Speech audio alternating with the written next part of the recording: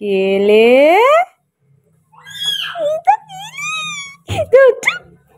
Good morning good morning good morning good morning করো পিপি আগে বলো good morning. Hello everyone, good morning, welcome back to the channel. আশা করব প্রত্যেকে ভালো আছো, সুস্থ আছো। আজকে হয়ে গেছে ফ্রাইডে, এখন সকাল 9:30 বাজছে। আমরা সবাই ঘুম থেকে উঠে পড়েছি। কালকে যেহেতু কুট্টুসের বার্থডে গেছে, তো সবাই একটু রাত করে ঘুমিয়েছিলাম। সবাই 9টার পরে ঘুম থেকে উঠলাম। কুট্টু সবার লাস্টে ঘুম থেকে উঠেছে। সৌমর তো আজকে অফিস আছে, ও দেখো রেডি হয়ে গেছে, ও এবার বেরিয়ে যাবে। মায়েরাও আজকে খাওয়া দাওয়া করে দুপুরবেলা বেরিয়ে যাবে। এখন একটু রান্না বান্না করব, আর কালকে যেহেতু আমরা মন্দারমণি যাচ্ছি সেই সব প্যাকিং করব। তো আজকে সারা দিনটা খুব ব্যস্ততায় কাটবে। চলো ব্লগটাকে স্টার্ট করছি, তোমরা চেক করতে থাকো। একদম সিম্পল রান্না হয়েছে। এখানে আলু পোস্ত, পেঁয়াজ দিয়ে ডাল, আর এই পমফ্রেট মাছ করছি। এখানে কুট্টুসের সবজি কেটেছি, ওর জন্য আলাদা মাছের ঝোল করব। তো চলো, রান্না মোটামুটি কমপ্লিট। চাটনি আছে, পাঁপড় আছে, মিষ্টি আছে, পায়েস আছে কালকের সব। মাছটা হলেই হয়ে যাবে, ভাত হয়ে গেছে।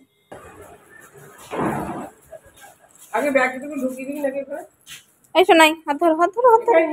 তো বাবা গাড়ি, ছেলের অন্নপ্রাশনে নেমন্তন্ন করলে না? বলছে এখনই চলো। সবাই তো এখন থেকেই থাকবে, কুট্টুসকে ডিগিতে ঢুকিয়ে দেবে। আমাদের 5 জনের জায়গা, বাবা কম হয়ে যাবে। সবাই জিজ্ঞেস করছে তোমার ছেলের অন্নপ্রাশন কবে, পুচকের অন্নপ্রাশন কবে কবে কবে, আমরা ব্লগ দেখবো। বলো কবে, তোমায় জিজ্ঞেস করছি। হচ্ছে মার্চের 17 তারিখ, মানে 17ই মার্চ, মার্চের 17 তারিখ।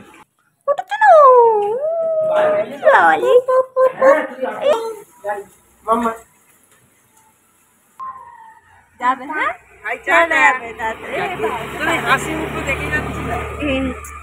সাবধানে গাড়ি চলে। হ্যাঁ হ্যাঁ সাবধানে যাও। হ্যাঁ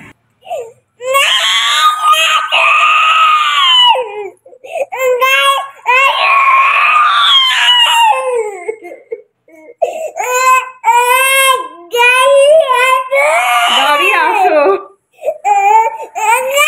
আসবে আসবে, আবার আসবে আবার আসবে। এখন 4টে বাজছে, আর কুট্টুসকে অনেক কষ্টে ঘুম পাড়িয়েছি। দাদা গাড়ি বের করছে, সবাই গাড়িতে উঠছে, লাগেজ তোলা হচ্ছে, দেখি চুপ করে আছে, হচ্ছে যে তাহলে হয়তো কান্নাকাটি করবে না। যেই না দাদা গাড়ি স্টার্ট দিয়ে বেরিয়ে গেছে, তারপর থেকে গাড়ি আসো বলছে, আর চিৎকার করে কাঁদছে। অনেক চেষ্টা করে ঘুম পাড়ালাম। তো এখনো আমার কিচ্ছু গোছানো হয়নি। এই যে দেখো সৌম্য, এই যে দেখো এখানে সৌম্য ট্রলি বের করে দিয়ে গেছে। কালকে আমরা মন্দারমণি যাচ্ছি, 2 দিনের জন্য ঘুরতে যাচ্ছি। এর আগে তোমাদের সাথে শেয়ার করেছিলাম। তো তার গোছগাছ এখনো কিচ্ছু হয়নি। আমি ভেবেছিলাম আগে থেকে কিছু কিছু গুছিয়ে রাখবো, কিন্তু নমিতাদি যেহেতু আসছে না, আমাকে রান্না টান্না করতে হচ্ছে, এত টায়ার্ড হয়ে পড়ছি, তো ঝামেলার মধ্যে আর এসব গোছগাছ করা হয়নি।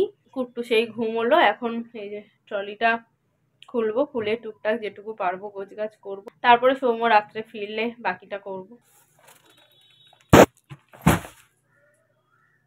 সবার আগে ওষুধপত্র নেব, যেহেতু কাছাকাছি হোটেলের কাছাকাছি দোকানপাট নেই, ওই জন্য ওষুধপত্রগুলো নিতে হবে। যেহেতু 2 দিনের জন্য যাচ্ছি, বেশি জামা কাপড় নেব না, জিন্স টপই নেব। জিন্স আর কয়েকটা টপ নিয়ে নিলে হয়ে যাবে। এখানে কুট্টুসের বাস্কেটটা নিয়ে এসেছি, দেখো ওর জামা কাপড়ের কি অবস্থা, এগুলোকে গোছাবো। আজকে হয়ে গেছে স্যাটারডে, এখন ভোর 6টা বাজছে। সকাল 6টাটা আমাদের কাছে ভোরই, যেহেতু এত সকালে আমরা কখনো ঘুম থেকে উঠি না। কুট্টুসও দেখো ঘুম থেকে উঠে পড়েছে। ওকে নিয়ে টেনশন ছিল যে উঠে কান্নাকাটি করবে, কিন্তু না, একদমই কান্নাকাটি করেনি। আমরা রেডি টেডি হয়েছি, তারপরে দেখলাম ও নিজেই ঘুম থেকে উঠে পড়লো। ওকেও রেডি করে দিয়েছি, একটু দুধ খাইয়ে দিয়েছি। সৌম্য ক্যাব বুক করেছে, ক্যাব চলে এসেছে। আর বাইরে বেরিয়ে দেখলাম যে প্রচুর ঠান্ডা হাওয়া দিচ্ছে। কালকে রাতে কলকাতায় একটু বৃষ্টি হয়েছে, তোমাদেরকে এর আগে ব্লগে বলছিলাম। সকালবেলা বৃষ্টি হয়নি, কিন্তু খুব ঠান্ডা হাওয়া দিচ্ছিল। আর এদিকে আমার শরীর একদম ভালো নেই, আমার চোখ মুখ দেখে তোমরা বুঝতে পারছো। আমার সারা রাত একটুও ঘুম হয়নি। এমনি এটা হয় যে ভোরবেলা উঠবো এই চিন্তা থাকলে আমার ঘুম হয় না রাতে ঠিকঠাক। ভোর 3টের থেকে আমার পটি শুরু হয়েছে, একদম পাতলা পটি হচ্ছে। তো শরীর একদম ভালো লাগছিল না, যেহেতু আমাদের সব টিকিট বুক করা, ঘর বুক করা, তাই জন্য আমি যাচ্ছি। যদি ঘর বুকিং না থাকতো হয়তো আজকে যেতাম না। চলো বেরোই, দেখা যাক কি হয়, যা হবে সবটা তোমাদের সাথে শেয়ার করব। জার্নি স্টার্ট হয়ে গেছে, সকাল সকাল বেরিয়ে পড়েছি। ঠান্ডা লাগছে, অতটা বুঝতে পারিনি, এখন দেখছি বেশ ভালো হাওয়া দিচ্ছে, চাদরটা বের করে একটু গলায় দিয়ে নিতে। ধর্মতলা থেকে বাস। শরীর খারাপ লাগছে?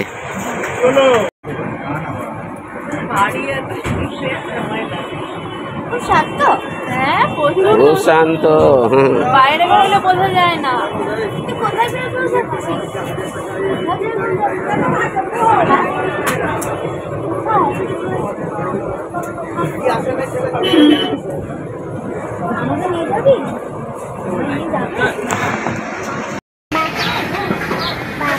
চলো মার কাছে যাই।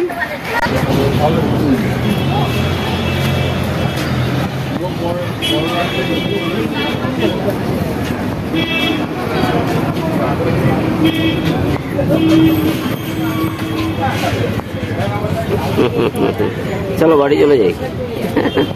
এখন ওই 7টা মতন বাজে, আমরা ধর্মতলা পৌঁছে গেছি। 7:30টায় আমাদের ধর্মতলা থেকে বাস আছে।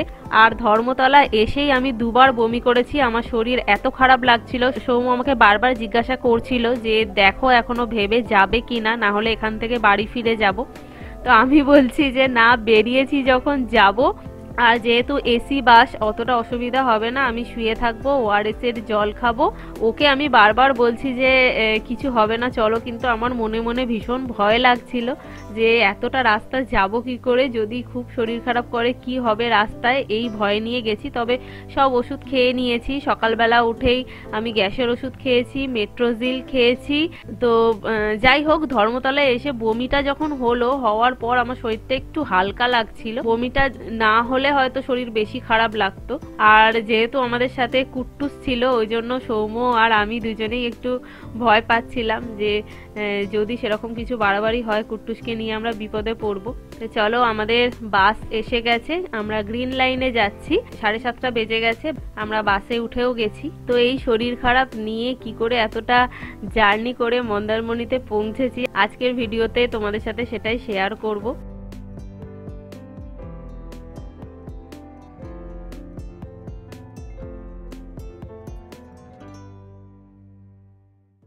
প্রচুর ঠান্ডা লাগছে, তাও সৌম্য উপরের এসির এটা বন্ধ করে দিয়েছে, মানে এখান দিয়ে যেখান দিয়ে হাওয়াটা আসছিল তো বন্ধ করে দিয়েছে। তাও ঠান্ডা লাগছে প্রচুর, আমি কান মাথা জড়িয়ে নিয়েছি।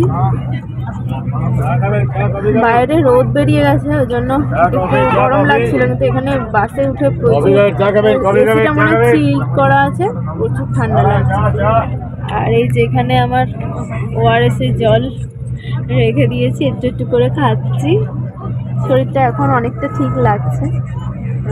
তো এই আলাদা যে জলের বোতলটা এনেছি, ওটা আলাদা জল রেখেছি। সৌম্যকে বললাম এই বোতল একটা কিনে নাও, ওর মধ্যে ওই ওয়ালাইট গুলে নিয়েছি, এটা কাছে রেখেছি। আর শুকনো মুড়ি এনেছি, চিড়ে ভাজা এনেছি, বিস্কুট এনেছি। কুট্টুসকে নিয়ে একটা বিশাল বড় চিন্তা ছিল যে ও প্রথম আজকে এত ভোরবেলা উঠবে, উঠে যদি কান্নাকাটি করে। তারপরে দেখলাম না, কান্নাকাটি করেনি। আমরা উঠেছি তার 15 মিনিট মতন পরে উঠেছে না। এই কুট্টুসকে নিয়ে কোনো অসুবিধা হয়নি, কুট্টুসের মাকে নিয়ে একটু অসুবিধা হয়নি। প্রথমে তো পেট খারাপ, 3-4 বার গেল, তারপরে আবার এখানে এসে বমি করলো। যাই হোক, এখন ঠিকঠাক আছে, তাই তো? আমার এসে জল খাও আর একটু মুড়ি খাও। এখন 8:30 বাজে, 7:30টায় আমাদের বাস ছাড়ার কথা ছিল। আর আমরা 7:30তেই বাসে উঠে গেছিলাম, কিন্তু বাসে ওঠার পর আমাদের বাস ছাড়ছিল না দেখে সবাই জিজ্ঞাসা করছিল ড্রাইভারকে। তো তখন চেক করে বলল যে বাসের ইঞ্জিন খারাপ হয়ে গেছে, সেই বাস আর যাবে না। আমাদের সবাইকে বাস থেকে নেমে অন্য বাসে উঠে যেতে বললো, ওটার পেছনেই আরেকটা বাস ছিল। তো সিট নাম্বার সবার একই ছিল, ওরাই ব্যবস্থা করে দিল। তো আমরা আবার সেই বাস থেকে নেমে গ্রিন লাইনেই যাচ্ছি, পরের বাসে যাচ্ছি। অলরেডি 1 ঘন্টা লেট হয়ে গেছে। তো তো আজকে আমাদের যাওয়ার পথে কত রকমের বাধা আমরা পেরিয়ে তবে গেছি, দেখতে থাকো। এখন কটা বাজবে সৌম্য যেহেতু ভিডিওতে শেয়ার করেনি ওই জন্য আমারও মনে নেই। এখন ওই 11টা নাগাদ হবে। আমরা কোলাঘাটে এসে পৌঁছেছি। যেহেতু আমার শরীর ভালো ছিল না, আমি কিছু খাবো না, ওই জন্য বাস থেকে নামিনি, সবাই নেমে গেছি ব্রেকফাস্ট করার জন্য। সৌম্যও একবার নেমেছিল কিন্তু ও কিছু ব্রেকফাস্ট করেনি, যেহেতু আমি কিছু খাবো না ওই জন্য ও বাইরে কিছু খায়নি। আমি কুট্টুসকে নিয়ে বাসেই বসেছিলাম।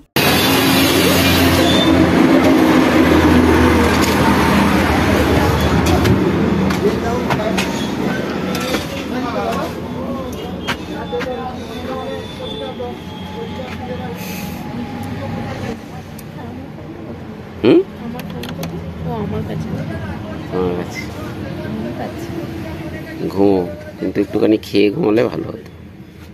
তুমি একটা কাজ করো, ওকে আমার কাছে দাও, তুমি একটুখানি খেয়ে নাও।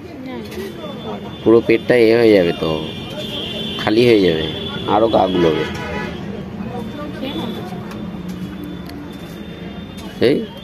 এই নামলে না একা একা, ওই খেয়ে নেবো, বিস্কুট খেয়ে নিচ্ছি।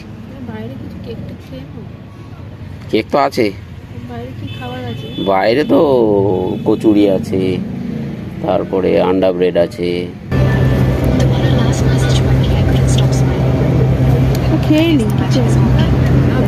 ওই ডেটটা ছিল